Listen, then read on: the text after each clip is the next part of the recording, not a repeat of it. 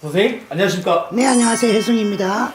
네, 선생님, 오늘은 뭐 저번 영상과는 좀 다르게 좀 무겁지만 엄청 무거운 건 아니에요. 선생님이 네네. 너무 싫어하셔서. 오늘은 저희가 한번 터에 대해서 한번 알아보려고. 오, 터. 근데 터가 또 이것도- 내 전문 아닙니까? 그쵸, 선생님. 네. 전문 분야를 한번 가지고 왔어요. 근데 이 터도 조금 무거운 터예요. 무거운 터. 네. 있지. 대통령 직무실에 대해서 좀 네? 직무실에 직무실. 대해서 한번 여쭤보려고 합니다. 왜냐면 대통령의 자리가 단순히 직무 공간이 아니라 그 자리에 머문 기운이 곧 나라의 기운이잖아요. 아, 그렇죠. 네. 그렇죠. 그래가지고 지금 청와대, 용산 그리고 세종으로 옮긴다는 말이 좀 나와서 이 세 개의 주소를 드릴 테니까 혹시 어디에 터를 잡아야 대한민국의 운이 좀 이렇게 튀일까 한번 낱낱이 파헤쳐 주시면 감사하겠습니다. 네. 자, 기운은 하늘이 내리지만은 자리는 땅이 줍니다. 네. 터가 안 맞으면 천재도 실패하고, 터가 맞으면 무명도 역사를 씁니다. 지금부터 이 세 가지의 터에 대한 기운을 한번 살펴볼게요. 네. 자, 청와대는 북악산을 등지고 있고 인왕산과 남산을 포용한 배산 임수의 전형적인 터입니다. 터 자체로만 보면 굉장히 안정적이죠. 하지만 문제는 기운의 정체입니다. 이것은 본래 임금이 머문 기운이 아니라 조상의 혼백을 모시는 기운이에요. 이 청와대라는 자체가. 자, 조상의 어떤 단절과 의사소통이 단절되는 그런 풍수가 좀 깔려있죠. 아무래도 대통령궁이라서 그렇겠죠. 대통령이 들어서면 민심과 좀 멀어지는 형국도 없잖아. 있고, 결정은 혼자 하고, 비극적인 사건들이 끊이지 않는 그런 터죠. 결론은 터는 좋지만 살아있는 권력에게는 좀 안 맞다, 여기가. 그렇다면 용산의 대통령 그 직무실은 어떤가요? 요즘에 중심이니까 좀 그런 부분도 좀 궁금해요. 아이고, 용산은 군사 기운이 강한 곳이잖아. 그죠? 다 아시잖아. 원래 용산 미군기지 아닙니까? 그게가. 조선시대 때는 군영이라, 군영. 일제에서, 군사기지까지 어쩌면은 전쟁, 무력, 포감의 어떤 틀로, 이어졌다 해도 간이 아니죠. 어떻게 보면.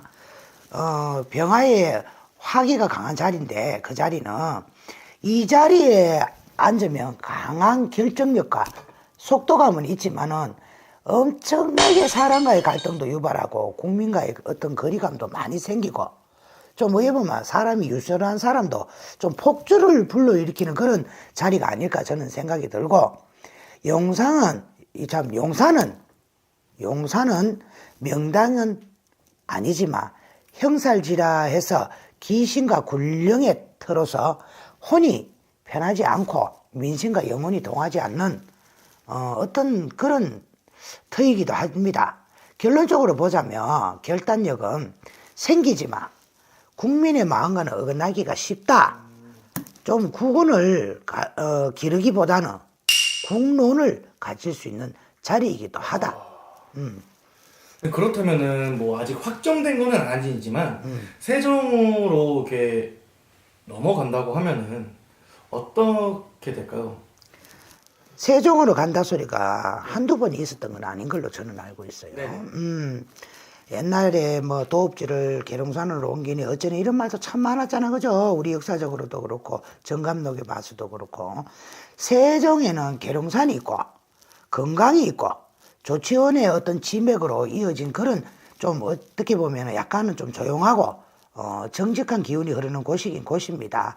하지만 이곳은 기운을 모으는 곳이 아니라 기운을 나누는 그런 터전이단 말이야. 또 이 풍수를 보자면 중심축이 조금은 약한 그런 조금 넓은 평야에 가깝지 않나 저는 그런 생각이 들거든요. 산은 있는데 눌러주지 못하고 물은 있는데 지혜를 모으지 못하는 그런 터가 아닐까 생각이 들고요. 자, 지혜는 있는데 근위는 부족하고 정책은 많은데 결단은 약한 그런 자리가 되지 않나 싶어요. 그래서 대통령이 이곳으로 누군가 돼서 간다면 국민과는 가까워질 수는 있을란지는 모르겠지만 네. 가지 많은 나무 바람 잘 날 없다고 리더십은 좀 약해질 수가 있지 않을까 하는 그런 생각이 좀 들어요. 네, 그러면 결국은 어디로 가야 좀 나라가 좀 잘 될지.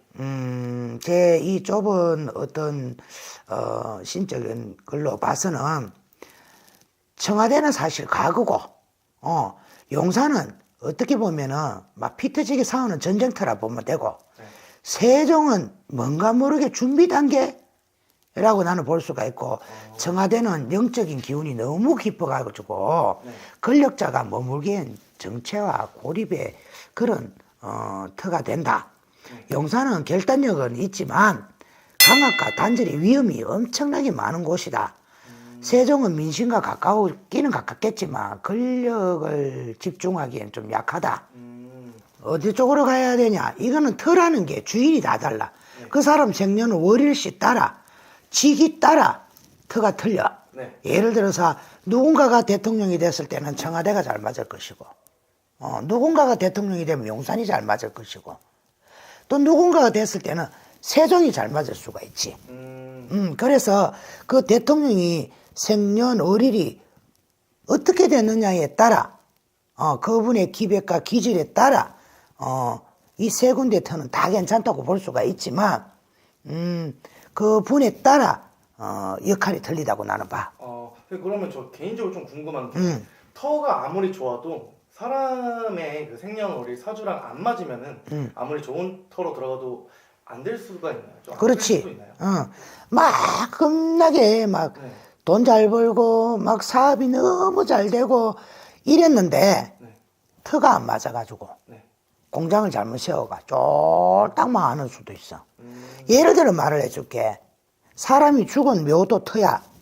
묘터라 그러지. 네. 왜 우리가 이장을 할까? 왜 대통령이 되려고 이장을 할까? 왜 명당을 찾아다닐까?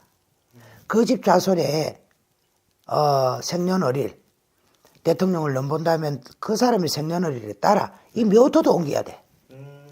우리나라가 묘를 옮기가 대통령 된 사람이 하나둘이 아니야. 또 묘를 하나를 옮기거나 잘 써서 벼락부자가 된 사람도 있어. 또 묘를 잘 써서 아들이 정말 잘 되는 터가 있고 딸이 정말 잘 되는 데가 있고 아주 집안을 일으키는 터가 있고 죽은 자와 산 자나 생년월일시 따라 그 터의 작용은 틀리다고 봐. 그러면은 오늘 이 터에 대해서 한번 여기까지 한번 알아보겠고요. 오늘도 시원하고 영감한 정보 감사합니다. 감사합니다.